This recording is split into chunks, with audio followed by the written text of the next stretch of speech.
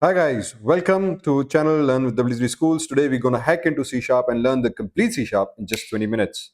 This is Dr. Zishan. Let's begin. So every C Sharp code begins with something called using system. System defines the default folder for all the packages and import libraries. So we are importing the default libraries. Then we use something called namespace, which defines the package. So meaning that this entire code belongs to this one folder, one package or one project. So it becomes your project name, package name or folder name. Inside this namespace, we bracket start and bracket closes at the end. Inside these brackets, we write something called class. Primarily, every C Sharp code begins with class, and then we have something called class name, block start, and the block closes at the end. Every code that you actually write goes inside these brackets. These brackets indicates block of code. Inside the class, we write something called static void and capital M main. This indicates the first main function that will execute when you run your program. Your code can have hundreds of lines of code, hundreds of methods, but the first thing that gets executed is the main method. Static means that I don't need to create object of this class, and when this object runs, it will return nothing. So that's why we have void here. Inside the main method, we have string, argument sign, and arrays. Okay, so this indicates that this will take an array argument at the runtime if you want to give it to them, not necessarily. So then block start, block close. So notice that every major thing has blocks indicating it contains part of code. Inside this main method, now we need to print something on the console. To print something on the console, we use console class, which is part of this larger system package. Console is a class name, just like Learn with W3 Schools class we created here. We say, hey, inside the console class, there's a method called writeLine. This writeLine method will print anything on the console. So we use this print method within inverted quotations, bracket start, bracket close with a semicolon. This will ensure that we print output on the console. So once you know how to print the output on the console, let's talk something about data types. In C Sharp, we have various different data types. To declare number, we create integer, and then we can print this integer using the integer value here plus inside the write.console. This is a data. This is a variable name. You can use any variable name without spaces or not starting with a number or special characters. This is the data type, indicating this is an integer number. If you want to create a larger number with a more memory size, you create something called long. Again, you give a variable name, give it a very big value. If you are using decimal numbers, we create something called float, again a variable name, and we proceeded with f, indicating it's a floating point value. This does not save in memory, just indicator point. Similarly, if you need a very large float, we create something called a double that holds more memory, variable name, and a very large decimal value number. If you want to just store a character with a single quotation marks, we use something called character data type. Boolean is a type that only holds either true or false. Then most commonly used is a string, that is basically inverted, within inverted quotations we write number of text, or number of letters basically becomes a string. So anything in form of text becomes our string. So we create variable and assign it a value. We create another variable, this meaning that we are using variable and num. So we're not specifying data types here. Data type will be automatically assigned by the compiler. So you can define the data type, or you can let the compiler decide what type of data you are basically using. So this now will ensure that, hey, I'm using the data type of my own choice. Then we use something called var string, var bool. So if you define the data type in form of string, the compiler will know, hey, you are using string. So it will automatically make sure this is a string type. If you're using true and false value, which is basically a boolean, it can only hold true and false. This will define that, hey, it's a variable of bool containing data type true and false. So this becomes automatically a boolean data type. Okay, most commonly we tend to prefer using declaring a data type, but you can use this variable type as well. Then we use something called comments that I have been given here. Comments are basically a line of code that are completely ignored by the browser. So this will not be executed by the compiler, not the browser, sorry. So by compiler will completely ignore these lines, anything that proceed with double backslash. So anything you proceed with double backslash will be completely ignored by the browser. Or if you want to write multiple lines like I have done here, instead of writing backslash, backslash, double backslash in front of every line, you can use backslash steric to start a multi-line comment and end it with steric backslash. So this will indicate that anything between these two specific code will all be comment out. Browser will completely ignore it, not the browser again. The compiler will ignore it and not. So we use it for documentation purpose, like I have done here. These lines will be completely ignored and not print on the output at all. Then let's talk about how we take input in the C Sharp. So to take the input in the C Sharp, we basically use again a class called console. We use something called a writeLine and enter your name. This becomes basically the input message that we want to say, hey, I want to enter your name. So this is just a standard input that we used previously as well for the printer mechanism. But then we use something called console.read line. So the write line is there to print the output on the console, and to get the output from the user on the console, we use a method called read line. This read line method will read the data that user entered in the system, and then it will assign that value back to here. So this is a method that will read the data and then give us a reply, give us an answer, which then later we can save in our variable here. So we need to have a variable because it will return a value, and that value needs to be stored. And by default, that value is of type string. So we initially always use a string, and then later on you can do casting to convert the string into number if you need the number value. Okay, so this is how we read the data. Very simple, very easy. We use console.readline to read the input from the user. Whatever user enters is then stored in this variable, which is of type string. Then you can use this string type data anywhere in your code to print or do various operations on it. So for example, we are just printing the same thing here. To do that, again, we use console.writeLine. We are saying, hey, we have a write line mechanism. This write line mechanism will print the data on the console. We give it a string value.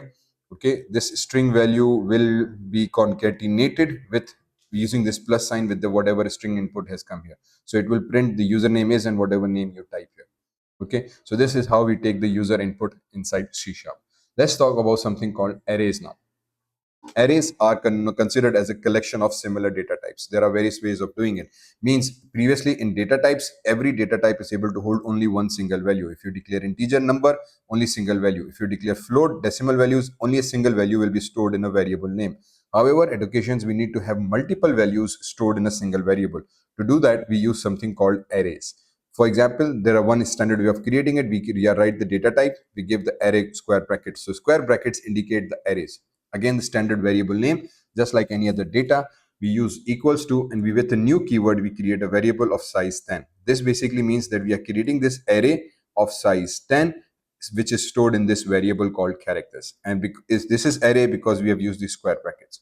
So now this means that this single variable here will contain 10 values instead of one single value here. How do we assign the values? We use characters, brackets, square brackets, and the index number. Every item by default goes on a 0 index, and then we give it a value. So because this is a character, it can only store character number. So on 0 index, the first item will be A, the second item will be B, the third item will go on so on and so forth. So for example, if I create another string, give it a square brackets array, and I give it a channel is equals to, now I need to assign it a value. So this is another way of creating it. So because I'm giving it multiple values, I use a block which is curly brackets. So we started the curly brackets, and then we started value 1, we started value 2, we start with value 3. So we give it 3 values. You can have as many values as you want, comma separated, which means that we make sure they are separated by the comma. Every value inside the array is separated by comma, and they always begin with the index number 0.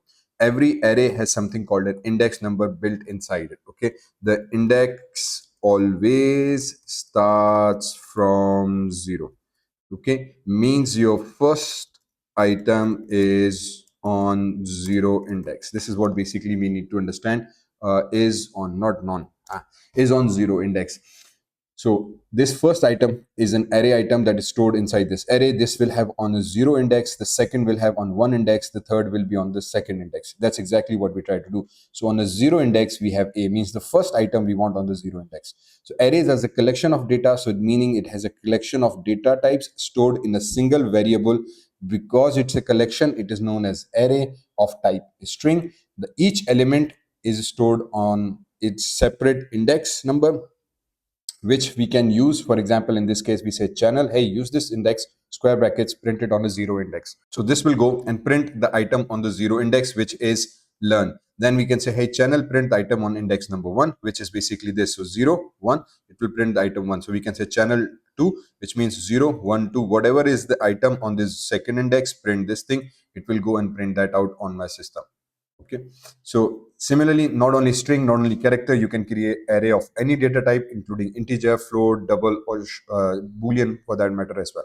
Okay, again, if you're creating integer numbers, you just again use a block, number, comma separated. Because numbers don't need to have inverted quotations, you just write the number, comma separated. String needs to have what we call double quotations, so we use double quotations. Character needs single quotations, so we use single quotations. It goes for normal data type or array data type. Okay, so this is what arrays are. Now let's talk about something called C sharp comparison operators. What do we mean by comparison operators? Comparison operators are known as logical operators. They allow us to do comparison between two variables or two data types and make a decision in form of either true or false. So for example, if you take two variables, integer x is equals to 5, integer y is equals to 3, then you say, hey, x double equal to y. This basically double equal to represents equal to comparison.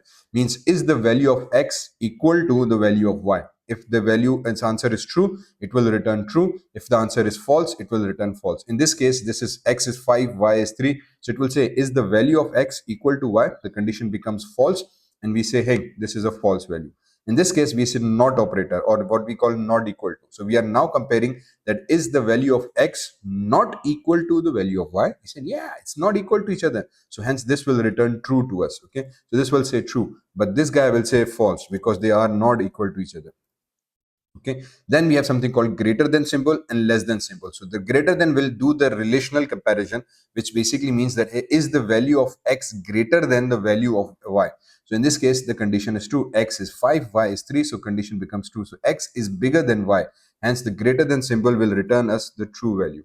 Similarly, we say x is less than, so this symbol is used for the less than sign. So we say yes, this is again false because the value x is bigger. This is known as greater than equal to. For example, if I use both values as 5, 5, now this means that x is 5, y is 5. So if I just use this, it will return false. If I use this, again, this both will return false for us because the x is neither greater nor less than. It is actually double equal to, right? It's equal to. So this comparison works in better way to justify this. So this will say x is greater and equal to y. So this is like we're taking two different conditions, greater than and equal to y, and similarly less than and equal to y. So it can be less but needs to be equal. It can be greater but needs to be equal. So these are what relational operators are. They always return true or false. They primarily are used in something called conditional statements. Okay, so we use these relational relations to evaluate a certain condition. Based on the condition, we make a decision. The conditional statement in C sharp primarily are known as if-else statements.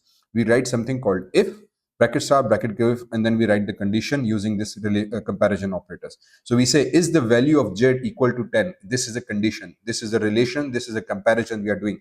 If the answer of this is true, because the relational operators or comparison operators always give us true or false. If the relation is true, this block of code will execute and the code will just come out. It will ignore all of the lines after it. Now, if allows us to make a decision. If the condition is true, execute this line of code. If the condition is false, so for example, if I make it just 0, now the condition becomes false.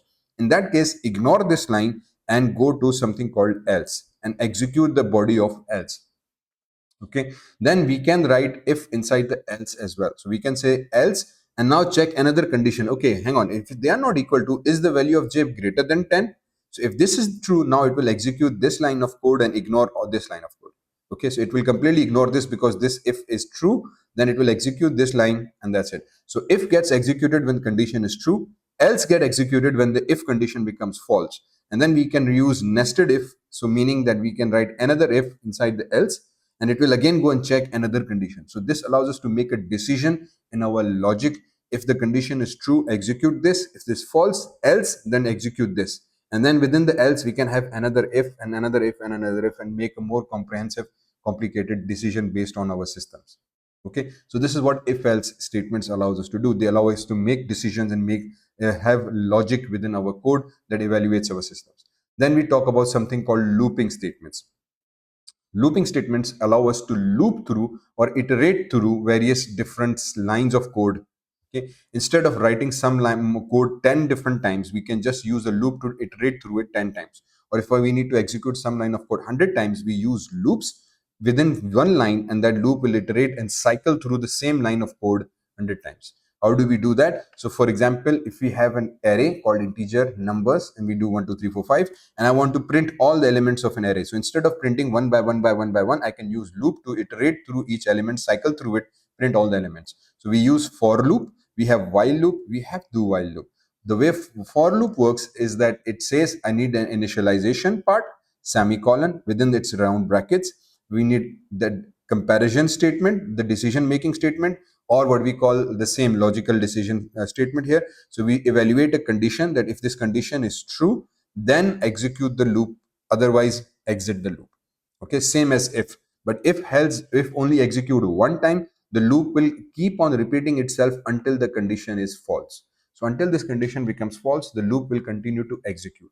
And then we do the increment here. These three parts basically are key factor within our looping statements. So we initialize a variable, we do the conditional check, we execute the body of code, and then we do the increment, and then again check the condition. So what we do, I is equals to 0. If I is less than numbers dot length is by default function that is available for arrays, that allows us to check whether the array length is equal to not. So we say if the array length is I, the value of I is less than the length of array, which is 1 2 3 4 5. So if it's less than 5, console dot write line and go to the console, print numbers, again take this array and print the number value. And you can have any line of code here, anything you want to repeat itself, basically you can loop here. Then it will go do the increment. We need to do the increment because we need this value of I to change. So at one point this condition has to become false. If the condition doesn't become false, the loop will run forever and ever and ever and ever, and this is what we call the loop of doom. Means it will continue to execute and it can say halt the system. Same way the while loop also exists. However, only the syntax is different. We write the initialization before the loop. We write the while statement. We say I less than 5. Okay. So if the value of I is less than 5, execute the block of code. Then we execute the number of statements. So in this case, we are printing the value of I and then we are doing the increment. So this increment is important. That will ensure that at one point the value of I becomes false so that this condition can become false. Okay, so I becomes equal to or greater than 5, so this condition can become false, and the condition become false, loop will stop execution and come out of its block. Same way do while also exists. The difference between do while and for is that the do while has the statement first, then the condition is checked. Each loop has a condition that needs to be evaluated. Do while will execute at least one time because it's executing the statement first. So it will do the initialization, execute the statement, then we have the increment, then we have the condition ending with a semicolon. So now it's going to say, hey, I the value is 5. So if you set it, for example, I value to be 10. So it will come here, it will still execute this statement, but then it will say I is less than 5. This condition becomes false. This loop will execute, but still it would have executed this line of code one time. While loop will not execute. So for example, if I set it to 10, I is less than 5, the condition becomes false, it will execute. It will stop execution. These lines will never get executed. Okay, so this is how basically we try to understand how things are proceeding in terms of while loops. So moving forward now, let's talk more about OOP concept. And within the OOP concept of C#, we need to have something called objects and methods. By methods, we mean we can create our own custom methods. So remember when we talked about the main method, this is the default method that we need to use by the system, already defined, and we are overriding it and providing our own functionality to it. But you can create your own custom methods as well. To do that, first we create static, but again, first make sure you end the method. The methods are created outside of each other's body. So my main method ends here. Now I'm creating my custom method. Okay. This method, again, I'm just using the same signature. So we provided static, means I don't need to create object for it. Then a void means this will not return anything when method executes. Then the channel name is basically the name of the method. You can write any method name, just follow the rules, don't use the spaces or do not use the numbers or special symbols within it. So now bracket start, bracket close, block start, block close. So block indicates this method. Methods are basically code or instructions or that perform a specific task. So this method is going to perform a specific task. Print the please subscribe to channel. Okay, now how do we use this method? So this is called method declaration. We need to do something called method calling. So to call the method, we call this method inside another method. Okay, we declare the method outside other methods. So we have two methods inside the body of a class. They do not exist within each other, they exist within the class. But to call a method, to execute a method, we need to call them inside the body of main or inside body of another function. So here we are calling by the name only. So we say my channel name. So my channel is basically name of my method with round parenthesis. So we are using the my channel parenthesis. So this will go and execute this statement or whatever line of code you write inside a method. That's how simply we create our own custom user defined methods. You can use void channel name or method name. Any method name is there, the argument list, and then you call that method inside another method. Okay, you can call the same method multiple number of times as well. That's where the reusability concepts come into play. That's why we need methods, so we can reuse the same code again and again without having to declare it. We put it inside a method. Now wherever I need to execute it, I just call my method. The same line, the same piece of code will execute every single time. So don't forget to subscribe. Then we can call the method with arguments as well. So I have declared another method here, which is my name. This time I've given it a string argument. This means that we can pass data to this method as well. This data will be of type string. And then inside it, I will say, hey, write console, perform some operation. And then I've written something called return. Return means replies. When this method gets executed, after completing its execution, this method will give a reply, which is again just return this variable name. Okay, in this case. So this is called a return type. Because this is going to return something, instead of void, now I'm using something called a string. So this indicates that when this method will execute, it will give a reply, it will return a data in form of a string. And inside the code, we use a mechanism of sending that reply recorded. Hence, when I call this method, I again use the same mechanism. So I'm going to say, hey, method call.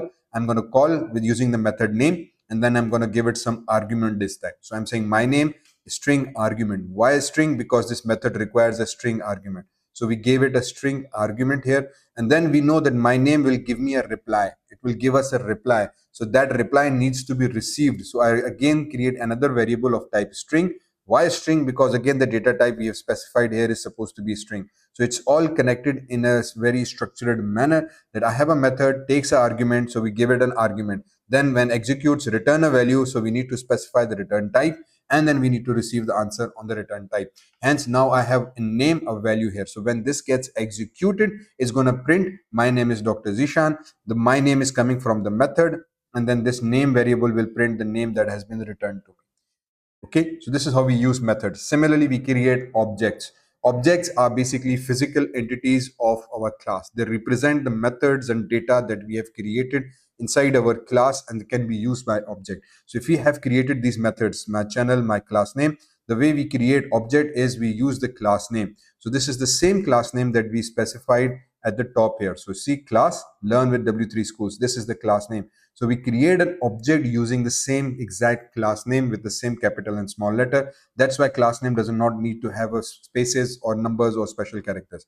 Then when we go at the bottom, we again use something called class name, a variable name just like any other data type, but this time this behaves like an object because this object can now use the data inside the class name. So we are saying, hey, create this is the class, create an object for it. Then we use something called a new keyword. New keyword is used to specify that I want to create a new object of this class, calling a default constructor of the same class. So this is the signature for creating an object. Once you have an object, now this object can access the data and members of this particular class, such as the method that we created my name. So I can say my object dot my name and pass it an argument. Because I know that this will return a value for me, so I'm using this method inside another method. This is totally allowed and legal. So console.writeLine, console is the name of a class, and this is basically a method inside it. Here we have created an object. Dot operator is a connection operator that's connecting object with the method name, and then we're passing it an argument. So we know when this will return a string data to me. So whatever data this method will return will be passed on to another method, and this method will print that data on the console. So it's like passing from one person to another, and then that person is doing the job. So directly this method is passing a value to this method, and this method will execute. Some methods don't pass, then we can directly use it like that. So for example, my channel has void, so this will not return anything. So we directly use it. We say, hey, my object dot my channel. So use my object dot my channel will basically mean that I'm accessing my object, I'm accessing my object and using the methods from that. Okay, so we're saying my object is there, dot go inside this class that this object belongs to and access the method called my method. This is how we use the methods of the same class. If you are using an object, then no longer need to specify it as static. If you don't want to use the object creation to do this, you want to directly access it, that's why we need the static variable here. Okay, so this is Dr. Shanbhatti, and this was a quick 20 minutes session for C Sharp. I hope you enjoyed it. If you find this session and this tutorial format quite useful, quite helpful, don't forget to give me a comment. Tell me you like it, hate it, crap, whatever you feel it. Leave a comment below. Thank you very much. This is Dr. Shan signing off.